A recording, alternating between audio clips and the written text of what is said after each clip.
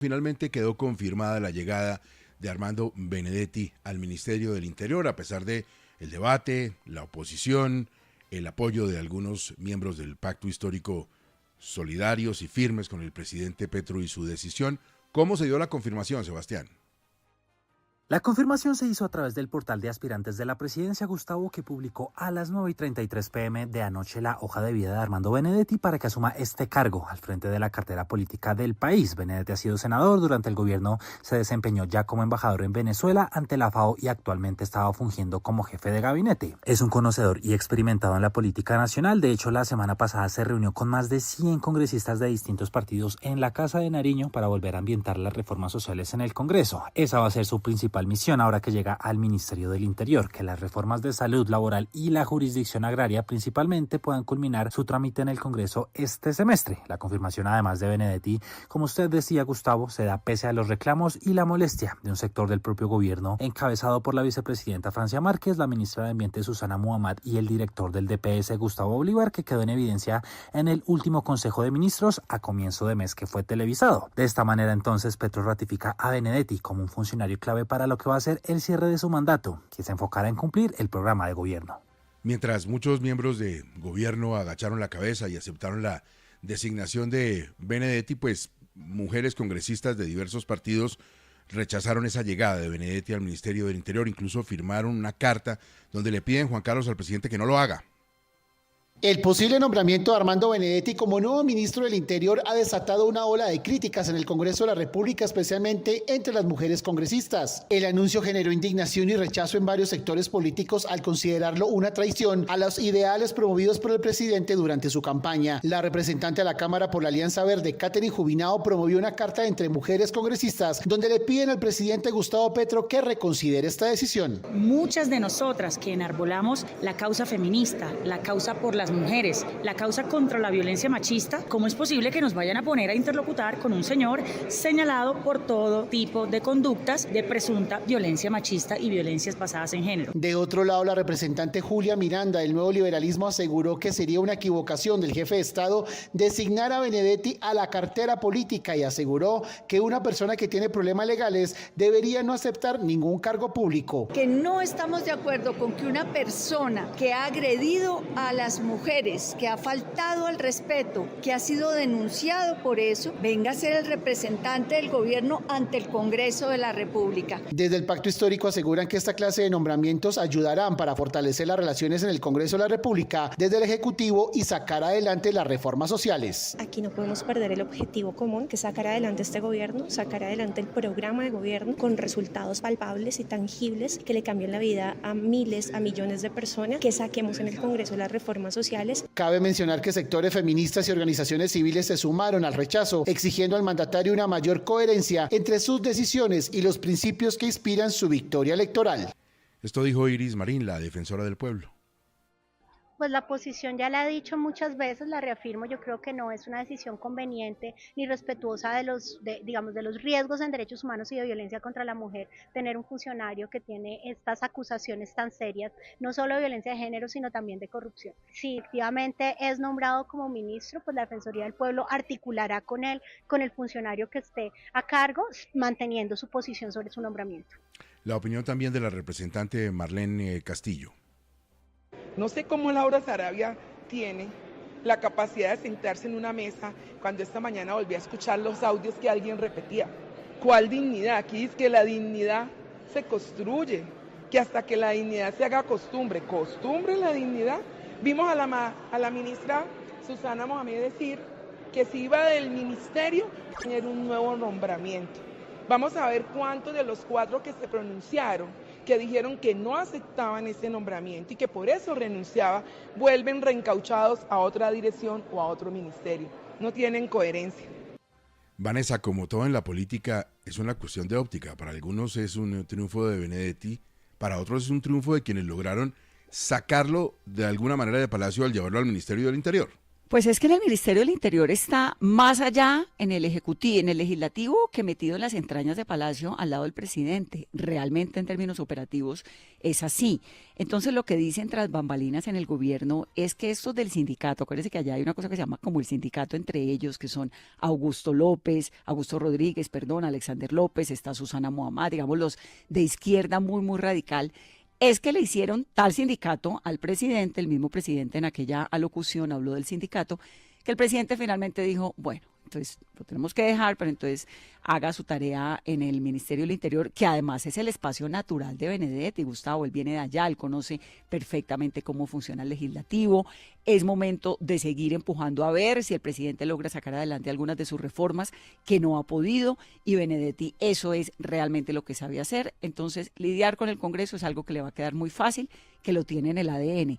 Y el Palacio de Nariño queda más o menos con el espacio del sindicato, como llaman ellos mismos, pues organizado, porque Augusto Rodríguez sigue en la UNP y cerca de alguna manera del presidente en medio de esto, y después de una pelea bestial que tiene casada con Armando Benedetti.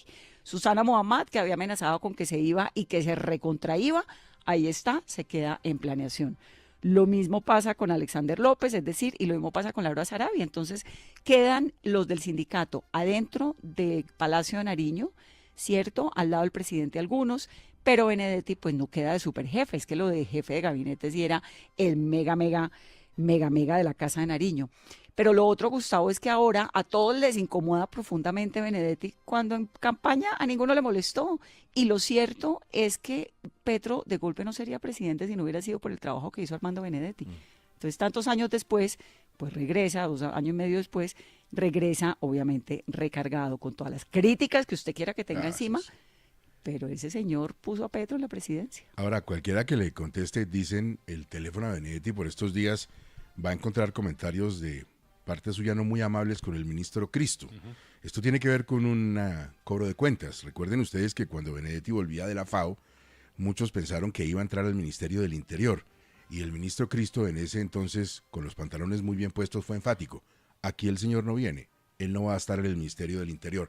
Por eso los comentarios que hay hoy en muchos escenarios, sobre todo los digitales, en el sentido de que lo de Cristo fue una pelea. Sí es cierto, y se los contamos aquí en 6 AM, que muchos ministros pensaban que Cristo estaba haciendo una especie de gabinete paralelo, lo cual él en estos micrófonos de Caracol Radio negó abiertamente.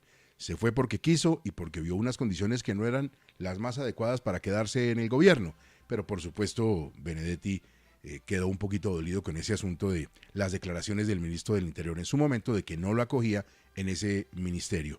Ahora, Benedetti, a pesar de lo que había dicho Espinosa, sí interpuso un recurso en contra de la decisión de la Corte Suprema de llevarlo a juicio. Es correcto, Gustavo. El caso Fonade, el famoso caso Fonade, el ahora ministro del Interior Benedetti, ya confirmado, pues la hoja de vida ya está subida en aspirantes presidencia, había dicho cuando se conoció la decisión de la Corte Suprema de Justicia, de la Sala de Instrucción, de llevarlo a juicio que se adelantará en una sala de primera instancia de la Corte Suprema de Justicia, distinta a la Sala de Instrucción, había dicho que él no interpondría recurso alguno.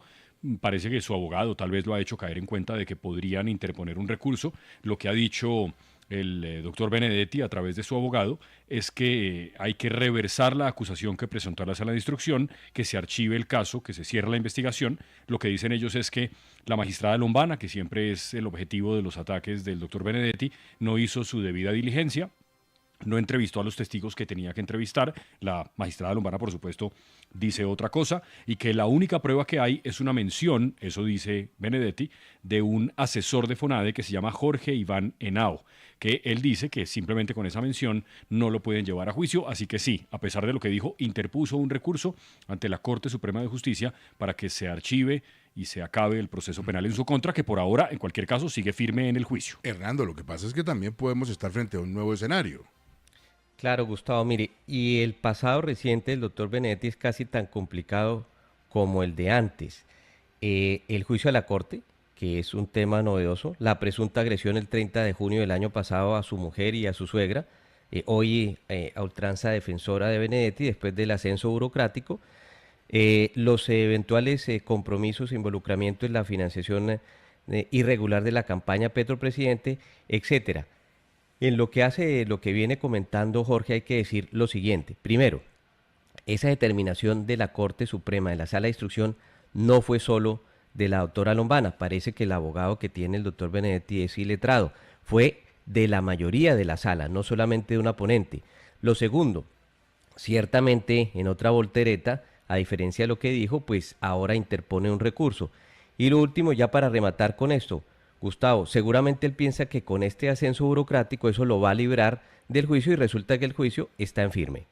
Ay, tenemos un trino un poco, tráigame la piedra Roseta, sí, para tratar de ver qué dice el ex canciller Leiva. Es un trino que está muy en el mismo tono de los trinos que ha puesto por ahí una vez cada 2 semanas en el último mes el ex canciller Leiva. Empieza como siempre con ciudadanas y ciudadanos y después entra a hacer una disertación sobre por qué un animal no racional y un animal racional, que es el ser humano, pues no tienen tantas cosas en común, y que una de las cosas que no tienen en común es que las bestias llegan eventualmente a la degradación, y que eso es lo que ha ocurrido en Palacio, que si la degradación que ha llegado a Palacio es culpa entonces, y se pregunta, del actual jefe del Estado, y luego vuelve a poner que esa es una degradación, luego habla un poco más de filosofía, cita a unos filósofos católicos que no conozco, y finalmente dice lo mismo. Si usted estudió filosofía, no los imagínese. No, Millán Puelles, no lo había leído, la cita Hernando filosófica. Hernando tiene 2 libros. Del doctor Leiva.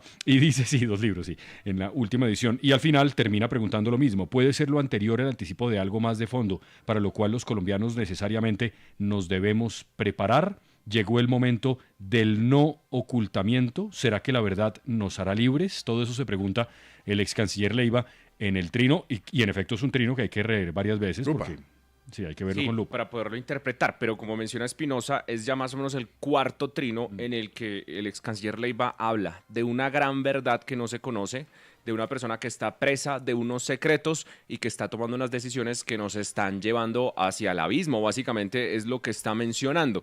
Nunca nos ha dejado saber es a qué se refiere cuando habla de algo más grave para lo que nos tenemos que preparar. Métale análisis, una persona que está presa y una persona que está presa de unos secretos, para que vaya entendiendo cómo es el asunto. Bueno, en la madrugada se publicaron las hojas de vida no solamente de Armando Benedetti en Presidencia de la República, también del nuevo ministro de Defensa, pero además supimos que vamos a tener ministra del Deporte, Espinosa, Patricia Duque Cruz. Sí, señor. Patricia Duque Cruz, Gustavo, estaba revisando más temprano cuando publicaron su hoja de vida en Aspirantes Presidencia, que por cierto, además la salida de la ministra actual la anticipamos con Fraile hace 2 semanas. A mí me llamaron del ministerio a negar que eso fuera a pasar, pero pues ha pasado. Y yo le dije a usted, eso es de AP Cuello, es y correcto. Entonces ella se puede querer quedar, pero él dijo que no. Sí, él dijo que no, es así, y ahora la nueva ministra del Deporte, la doctora Patricia Duque Cruz, tiene experiencia solamente en un asunto, con el asunto distrital, cuando trabajó en la Bogotá Humana, en la alcaldía del entonces presidente Petro, en el IDRD. Pero, o sea, experiencia en deporte porque estuvo, creo que en el Consejo y la Personería también. Es correcto. Pero en deporte, solo ahí. Solo en el Instituto de Recreación y Deporte de Bogotá. Y también, Gustavo, me dicen que pasó por la Superintendencia de Servicios Públicos como superintendente durante casi 4 años, durante el gobierno del presidente Santos, y que en aquel momento también ese cargo, ese cupo, se le dio a don Ape Cuello. Es decir, que el ministerio él lo mantiene. Yo le digo porque sé. Sí. Bayuna.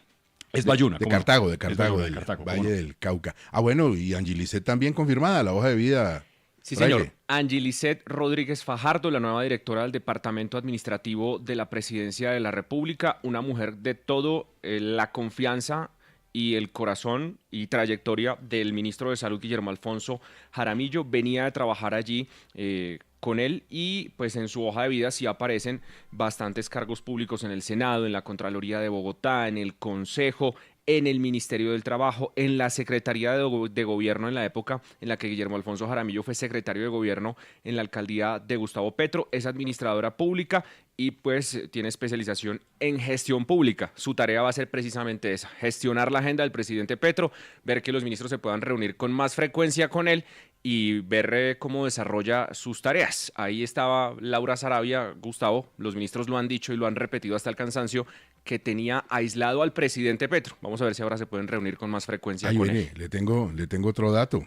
Entrevistamos muy temprano al contralor Julián Ruiz, contralor de Bogotá, sobre el asunto de las deficiencias en las cámaras de seguridad y en los contenedores de basura. Patricia Duque, asesora del Contralor. Ay, para que usted vaya haciendo ahí la hoja de vida.